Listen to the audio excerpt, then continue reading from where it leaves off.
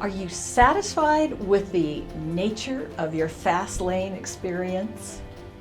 If the answer of that happens to be no or maybe, then there is something that you can do, and that is examine the perspective. Now, by perspective, I'm referring to an overview. Our perspective alters over time and also with training. Now, where does time come in? Think about hindsight. Many times you'll look back at something you've done or someplace that you've been, and you can see how you might have done it better. What were the choices that you could have made which would have led to results that you prefer now? That's hindsight. Another is simply the maturation process. It alters how we see things. So if you go back to see a movie that you loved a few years ago or a decade ago, and you're really disappointed in it now because, the humor isn't as sophisticated, the story isn't as evolved, the acting is, amateurish. Well, what's happened is your perspective has matured and therefore changed your satisfaction. We can alter perspective through experience, and this is usually outside experience. For example, if you have a mentor, you can present your idea and how you think it's going to work, and the mentor can indicate to you other ways of looking at your idea.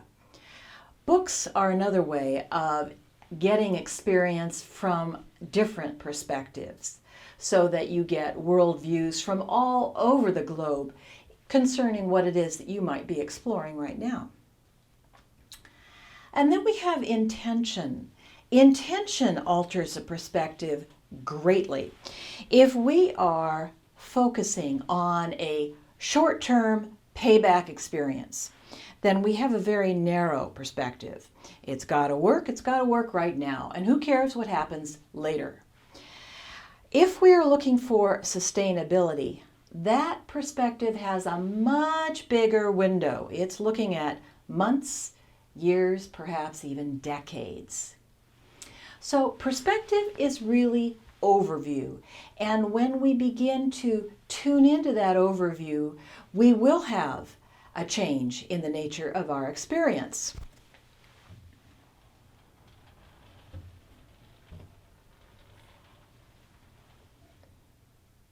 In addition to perspective, there is also point of view, and that is where I am right now. What is the lens out of which I am looking? This painting demonstrates or contrasts 2 points of view, and the subject of the painting is the creative process. The snake is a symbol for creativity, and the crone, the older person who is actually dissolving into dust, has looked at creativity, been involved in creativity, and experienced perhaps constraints around creativity. Fear of how the crone would be received, or wanting it to work just a certain way, or wanting everything to be perfect from the start, so that the creative process was altered, was reduced, was limited in ways. The young child looks at the creative process, symbolized by the snake, as, whoa, this is exciting. What's this all about? And can I get in it and start to play now? So the young child does not have an agenda and has an unhindered point of view, an unlimited point of view. Other forms of point of view. We have, as individuals, an ego and a witness self. Now, the ego point of view will always be one that involves judgment. It will see things as big or small, important, not important, good or bad, beneficial or harmful. And the agenda of the ego is always to enhance one's image and importance. Now, the witness self is an observer, is non-judgmental, and comes from a state of accepting, appreciating, and being very aware of what's going on both inside and outside in terms of the environment and the interaction with others. So the witness self has a more global point of view.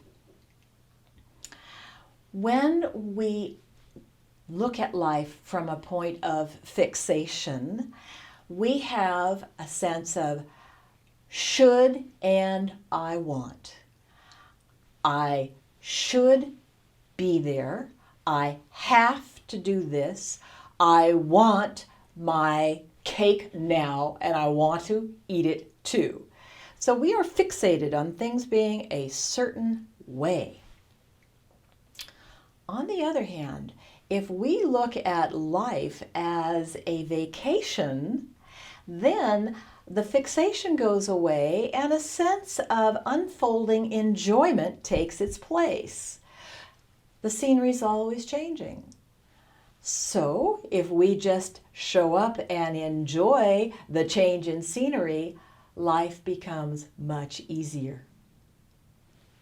Well, I would like you to fasten your seatbelt for this next activity that we're going to do, which is called clearing the road. Life in the fast lane can involve a lot of time spent in the car. And sometimes that can be very stressful. If you're caught in traffic, or you're running late, or you've just been in the car a lot and you're getting pretty tired of it. So I'd like to show you some ways of coping with those conditions. First, it's really nice to be able to quiet the mind, whether or not you are the passenger or the driver. You can do this and you can still pay attention to where you're going. Quieting the mind simply involves focusing on the breath.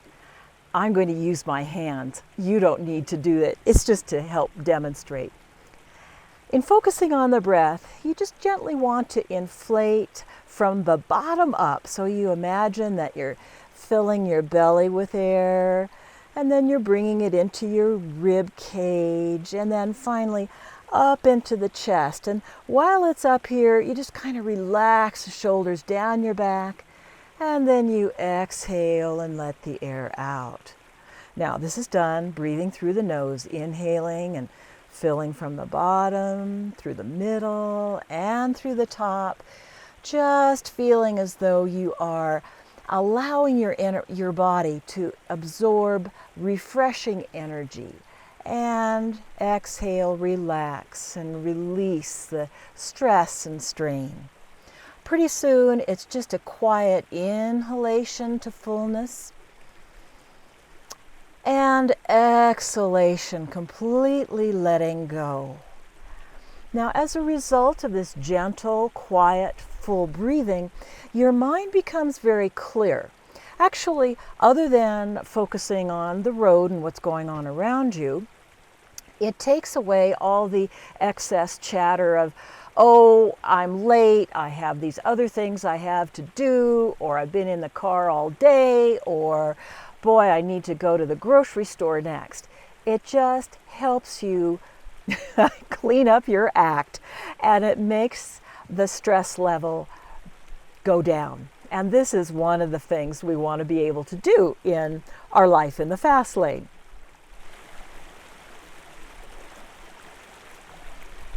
Now, the second thing is that while you're driving, you may start to feel your body get uptight. Oftentimes the low back becomes very tense and cranky.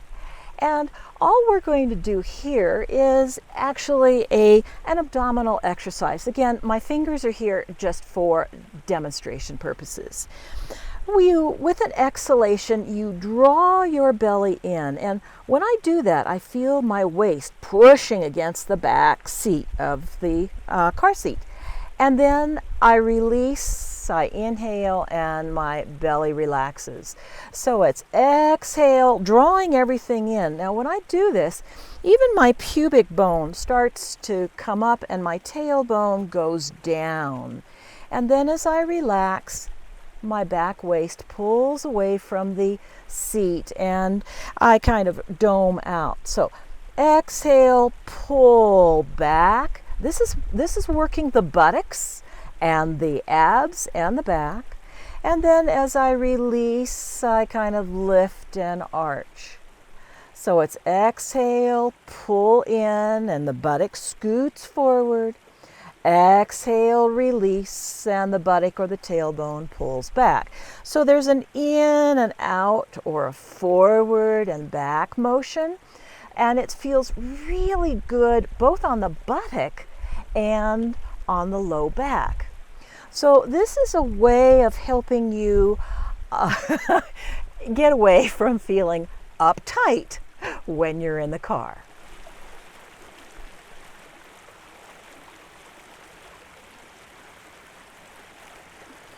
Another thing that can happen when you're sitting in traffic is you get tired of sitting. You get tired of sitting in a business meeting and other places as well. And you can do this subtly or you can do it very graphically. Anyway, what I'm going to do is I'm simply going to lean on one side and I'm letting my left buttock lift up off of the seat.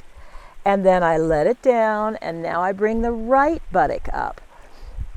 And down, lift left, down, lift right. Now, you don't need your hands to do this. I'm going to put my hands out here. So I'm lifting my left buttock, and when I do, I'm contracting my left side. That means the right side is stretching, and that feels good. And then I'm going to go the other way, lifting on the right and stretching on the left. So it's a side-to-side movement. Now, a third thing benefits from this, and that is your hips. Your hips get an opportunity to contract and release. So it's redistributing the weight. It's working the hips and the spine and the side body. And all of this is extremely helpful and eases the sense of being really tired from sitting an extra long period of time.